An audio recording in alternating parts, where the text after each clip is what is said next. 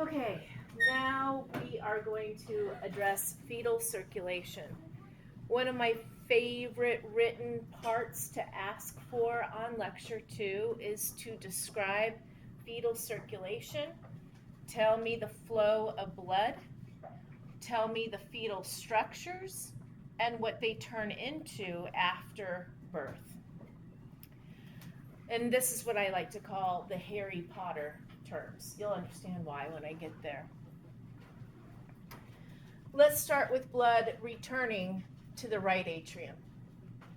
Blood returns to the right atrium, goes to the right ventricle, and would go through the pulmonary trunk to the lungs. In utero, the baby's lungs are collapsed. The baby is not breathing oxygen at all. So there's no reason to shunt the blood to the lungs. Instead, we redirect it right back out from the right atrium to the left atrium through a hole in the interatrial septum. This hole is called the foramen ovale. Foramen ovale. Some blood will get to the right ventricle. When it contracts, it will eject the blood to the pulmonary trunk. However, there is a vessel, a blood vessel, not a hole, a blood vessel, called the ductus arteriosus. It connects the pulmonary trunk to the aorta. Most of the blood is directed through the foramen ovale from the right atrium to the left. What little blood does get to the right ventricle and ejected into the pulmonary trunk is then pushed into the aorta. This is considered to be a right to left shunt because we are shunting the blood from the right side of the heart to structures that are associated with the left side of the heart. Again, pulmonary circuit, no reason to send the blood there. There is no gas exchange there at the lungs.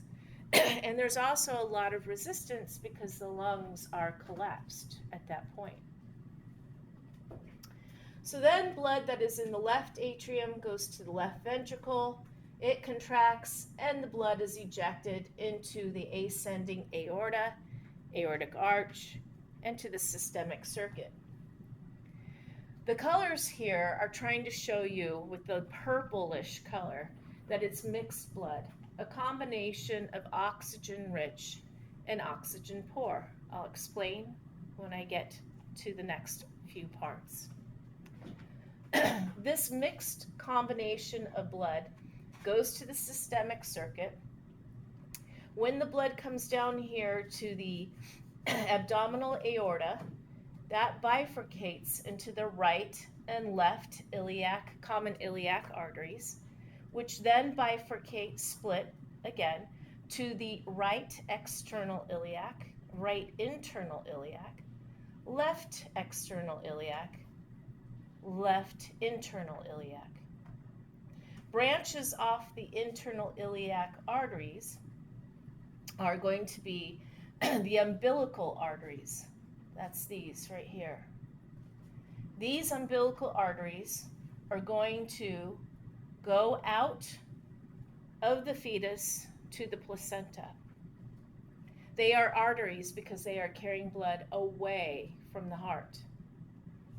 At the placenta, this is an organ where mom's blood vessels and the fetus's blood vessels are very close together. Under normal circumstances, there should not be fetal and maternal mixing, but that is a possibility. We'll address that maybe later when we talk about blood. But for right now, the fetus's blood and mom's blood move in an anti-parallel fashion in capillary beds. Some that are in the placenta and other capillary beds that are in mom's uterus. Mom's doing the breathing for the fetus. Her blood is oxygen rich. The blood arriving through the umbilical arteries is oxygen poor. mom's oxygen moves from her hemoglobin through the plasma into the placental capillary beds and into the fetal blood. So they really are a parasite. They really are. They are. They're just sucking the oxygen off of you. Mm-hmm. This is frequently the reason why a lot of pregnant women feel short of breath oftentimes, especially when they first become pregnant, because all of a sudden there's this siphoning, if you will, of oxygen off of her red blood cells to the fetus's red blood cells. And it takes her body some time through the kidneys to create more red blood cells. Oxygen-rich blood comes back through the singular umbilical vein. It is a vein because it's carrying blood back to the heart, but it is oxygen-rich. It's on its way up to the liver because anything below the diaphragm, any blood flow returning to the heart from lower than the diaphragm structures, must go through the liver for detoxification. But the baby's liver, the fetus's liver, is preoccupied with making blood cells. It's immature. And mom's liver should have been cleansing everything that might be in her plasma getting to the fetus. So there is no reason to overtax, to overwork the fetus's liver. It's focused on other issues. So we shunt the blood through this vessel called the ductus venosus, because it is a vein. Ductus venosus. It combines with the inferior vena cava, and we return back to the right atrium. So in the fetus, the most oxygen-rich blood is found in the umbilical vein.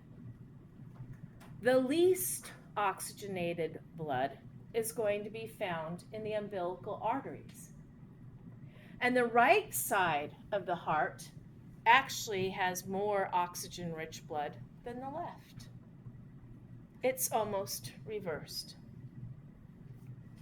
Now, when the fetus is born, it's a newborn, these structures will change. The foramen ovale, the hole, is going to turn into the fossa ovalis, the part of the right atrium that I showed you earlier this morning that is very smooth, does not have pectinate muscle. The reason why it closes is because it's a one-way door, if you will. And when the pressure builds up on the left side, that pressure closes the door and it seals off. The ductus arteriosus turns into the ligamentum arteriosum. Sounds like a Harry Potter spell, doesn't it? Feel free to use that. And the ductus venosus turns into the ligamentum venosum. Harry Potter terms. The umbilical arteries are going to turn into the medial umbilical ligaments. If I were to cut open your abdominal wall and reflect the muscles out, I would see two lines coming up underneath your transversus abdominis muscle leading to your umbilical region. Those are remnants from your internal iliac artery, not the arteries, but the internal iliac branches leading to the umbilical arteries. The umbilical vein is going to turn into the round ligament of the liver. It's also known as the ligamentum teres. Teres means round.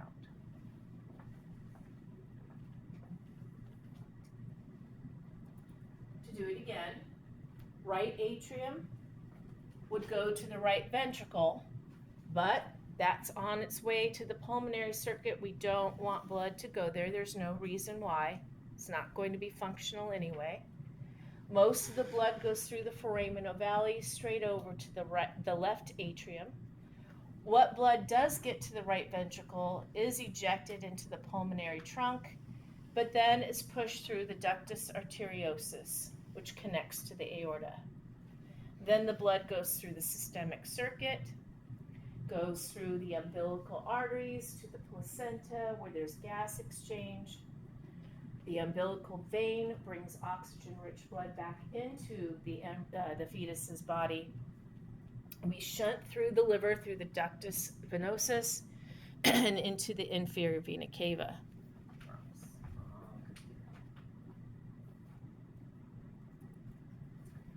So again, at birth, these structures change. They close off. Why? Well, there are a few reasons why. One, the baby is no longer in the good hormone froth, if you will, in mom. And along with the hormones dropping in the baby's circulatory system, we also have chemical signals called prostaglandins. They also go down. Prostaglandins are derived from phospholipids, part of the cell membrane. One of the fatty acid tails is cut off, a specific one. I do not test you on this, but you are going to take physiology next probably, and it's called arachidonic acid. Arachidonic acid. So that is cut off, and then like a transformer machine, folds into something called prostaglandins. We have different flavors of these. That's a little joke of mine, different types. And these prostaglandins, when they start to drop, send chemical signals to these structures and tell them, okay, ductus arteriosus, ligamentum venosa, ductus venosum, time for you to constrict, vasoconstrict. And when they vasoconstrict, they then turn into ligaments filled with connective tissue. There is also a change in blood pressure between the right and left sides of the heart. When the umbilical cord is cut, the pressure from the blood is dammed upwards, all the way back up to the left ventricle, all the way back up to the left atrium, and that's what shuts the foramen ovale. That's like me on the outside of the door when Maureen was trying to get out. I'm a higher pressure. We also have oxygen changes. The baby is now breathing on its own. The oxygen content facilitates these ductus blood vessels, the ductus arteriosus, the ductus venosus, to actually start vasoconstricting. More oxygen typically is a message to blood vessels to vasoconstrict.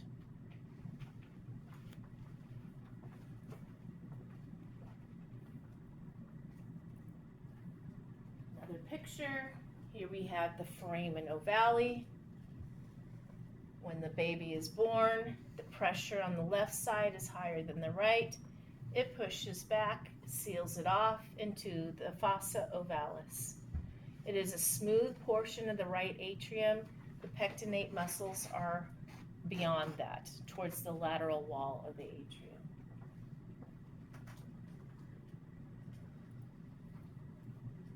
We see another shunt. This is the ductus arteriosus. It will turn into the ligamentum arteriosum. Over here is a fetal heart where you can actually see this shunt right here, the ductus arteriosus going from the pulmonary trunk and anchoring that blood to go into the aorta.